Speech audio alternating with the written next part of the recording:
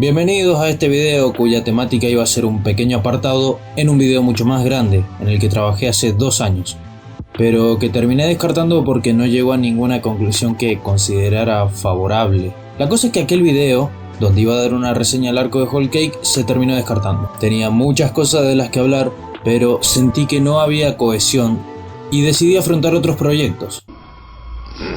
Así que en vez de quemarme la cabeza intentando recuperar el sentido a ese guión, voy a enfocarme en un pequeño apartado del mismo. El susodicho tema a tratar era la figura de Pudding como foco central de la trama, dando un análisis cercano a su trasfondo, sus motivaciones y crecimiento a lo largo del arco, buscando mostrar por qué creo yo que es uno de los elementos más sólidos y sin embargo más infravalorados del arco.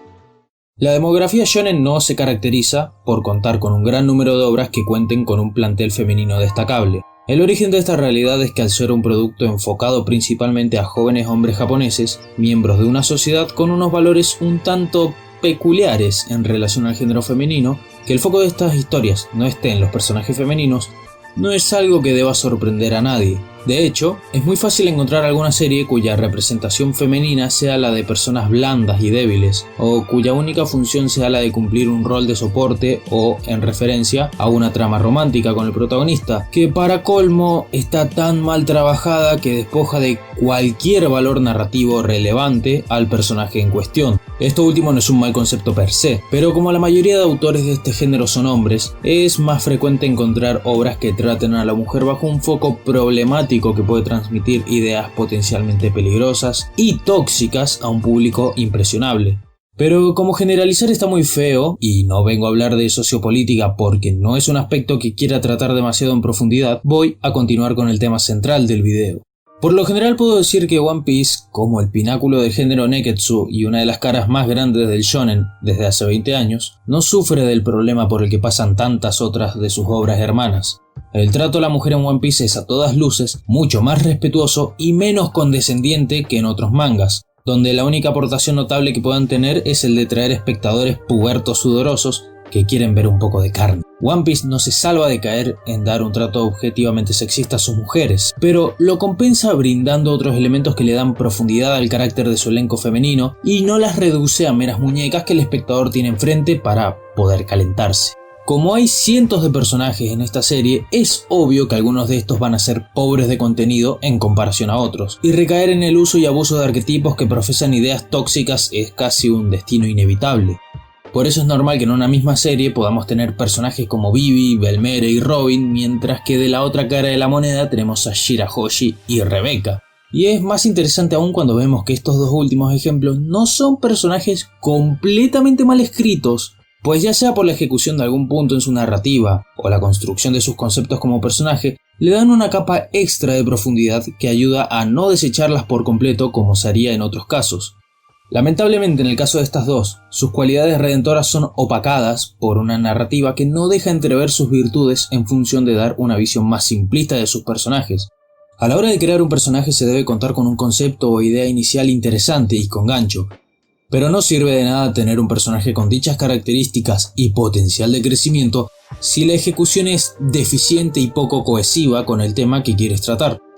Ese es el problema de muchos autores, que no entienden que un personaje no se define solo a través de apariciones esporádicas que muestren un carácter determinado si éste no se sustenta de forma acorde a lo que presenta su mundo y no afronta eventos que pongan en la balanza dichos valores. Esto es tan importante que una ejecución bien llevada puede cambiar el tono de un concepto que podamos criticar por transmitir valores reprochables, así como una ejecución deficiente puede convertir el concepto más noble en un despropósito que arruine su mensaje. Pudding es un caso interesante de analizar.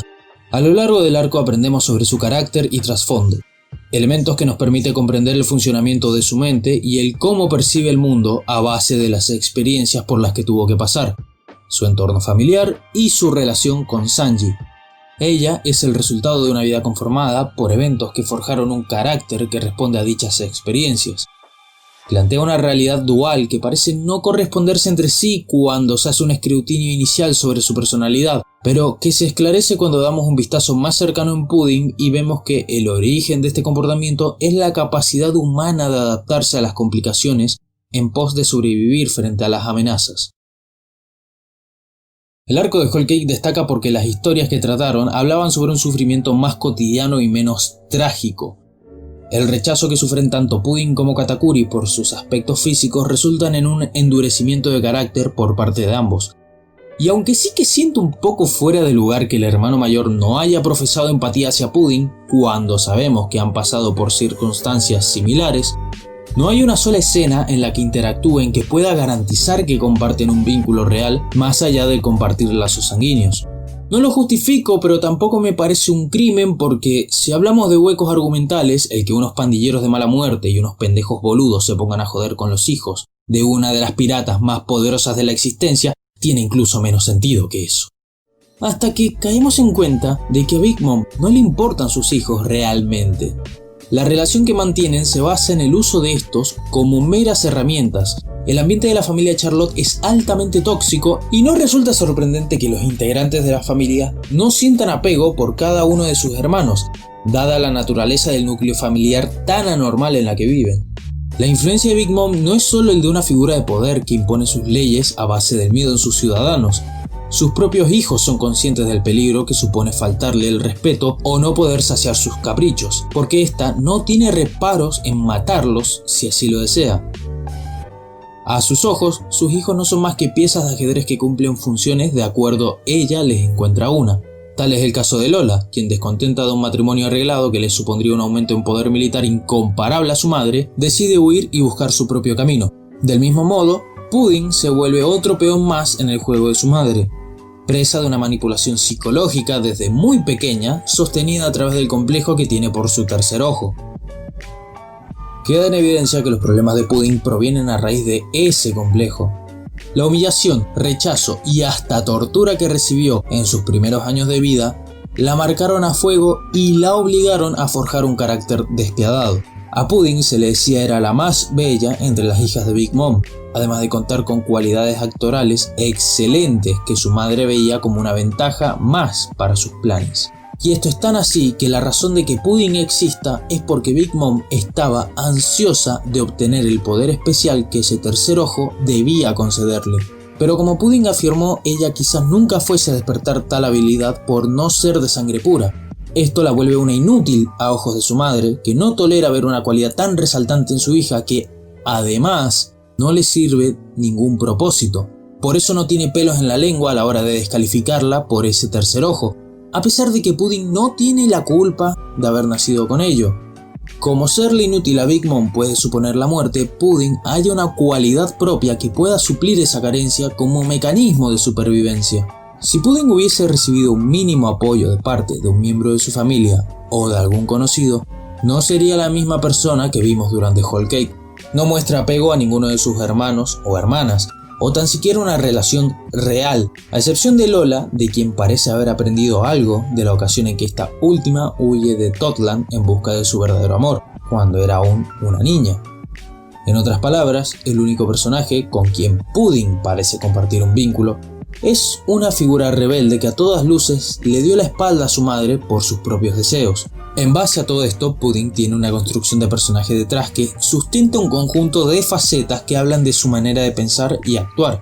Aunque se la ve contenta con la vida que lleva en Totland como ministra del chocolate y la hija favorita de Big Mom, ella no se siente verdaderamente feliz de tener que ocultar su verdadero ser por miedo a experimentar de nuevo el rechazo que sufrió de niña, cuando incluso su madre rechaza su auténtico ser. Es entonces cuando entramos en el arco de Whole Cake y aprendemos sobre Pudding y su relación con el tema narrativo del mismo, momento en el que nos hacemos una pregunta: ¿se sustenta la ejecución de su personaje para complementarse con la narrativa del arco? Partiendo de la base de que su personaje esconde una faceta mucho más fuerte, Oda plantea otro contraste que nos ayuda a revelar el problema mental por el que pasa Pudding en su día a día. No solo es diametralmente opuesta a su verdadero ser, dependiendo si hay gente a su alrededor o no, es también víctima de un complejo producido por la contradictoria discriminación de la que fue víctima. Por un lado, es una joven bella y delicada, pero su tercer ojo es foco de rechazo y burlas, lo que la vuelve un engendro para el mundo que la rodea. Que este rechazo venga incluso de su madre es un factor fundamental para entender el carácter de Pudding, porque no necesito remarcar lo importante que es para un niño la opinión de sus padres y cómo refleja esto en la formación del carácter que éste va a tener de adulto y en su autoestima. Es así como se establecen 4 parámetros distintos: provocados por el trauma y las vivencias que limitan la perspectiva de Pudding, reduciendo su juicio de valor a los extremos que se le implantaron desde niña. Esto la obliga a elaborar una imagen negativa de sí misma, que define su modo de comprender el mundo. Dicha dualidad es la forma en la que la víctima interioriza el rechazo. Sufrir un trauma relacionado con la imagen que tiene la gente de vos, y más a una edad tan temprana, termina marcando tu percepción de la realidad y te impide ver más allá de lo que el mundo te ha dejado ver y comprender. Es muy fácil señalar a Pudding como una perra desalmada que solo fingió ser amable para engañar a Sanji y a los Mugiwara. Pero esto es natural. Pudding no es responsable de haber construido su carácter en base a elementos negativos que la dañaron desde pequeña. Incluso si decimos que tener un pasado difícil no justifica ser un pedazo de mierda, Pudding tiene solo 16 años, una edad donde el mundo parece estar en tu contra, donde te cuestionas mil y un cosas de ti mismo. Sentirse insuficiente es algo natural, y Pudding careció de un vínculo que le ayudara a comprender el mundo de una forma distinta, así como del tiempo para conocerse a sí misma. Es una esclava de la opinión ajena y de las órdenes de su madre que nunca recibió afecto real. El arco de Pudding empieza a correr con la llegada de Sanji, que en un principio no se trató de un factor determinante sino hasta el momento de la boda. Esta subtrama consta de dos puntos de quiebre fundamentales para entender a fondo lo que Oda plantea en el personaje. El verdadero papel de Pudding era comenzar la masacre de los Beansmoke, acribillando a Sanji para dar la señal a sus hermanos. La imagen de novia dulce y amable es la máscara que se le encomendó fabricar, mientras que en el fondo las babosadas de Sanji son aspectos que ella encuentra repulsivos porque no soporta el comportamiento galante de este. Sanji no es otra cosa que un hombre más en su vida, un objetivo al que eliminar. Y el arma no es el fusil con el que hacer el trabajo, sino su tercer ojo. La característica que Pudding odia de sí misma y la razón de su sufrimiento. Busca darle una razón de ser a todo ese dolor, usándolo como una distracción, para justificar que todo por lo que ha pasado tiene algún sentido. Y entonces el primer punto de quiebre ocurre.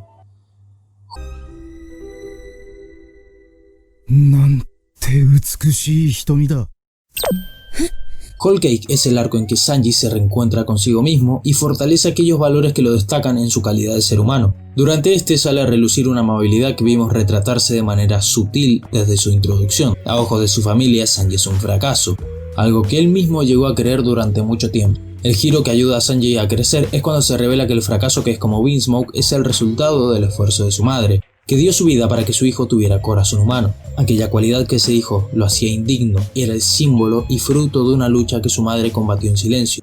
Ambos personajes pasan por un conflicto de identidad en el que se redescubren a sí mismos. Cuando llega el momento de la revelación del tercer ojo, alcanzamos el clímax narrativo del arco porque pone en juego a los dos protagonistas de la historia y a la razón de que ambos se encuentren en esa situación. Esta conoce el sufrimiento de Sanji y sus razones para estar ahí, y nada de eso la conmueve ni afecta.